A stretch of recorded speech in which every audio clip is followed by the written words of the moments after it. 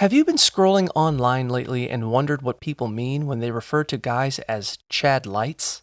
Welcome to the world of Looksmaxxing, an online trend that ranks attractiveness on a 1 to 8 scale called the PSL scale. According to slang experts, a Chadlite is a guy who is well above average in physical attractiveness. He is higher than a high-tier normie, but just below a traditional Chad. Chadlites possess model-level attractiveness, strong bone structure, and a high facial symmetry, typically scoring between a 5 and a 6.5. Think Chris Evans, Cillian Murphy, or Taylor Lautner. While the trend comes from some pretty intense corners of the internet, it has mostly evolved into a lighthearted way to talk about grooming and confidence.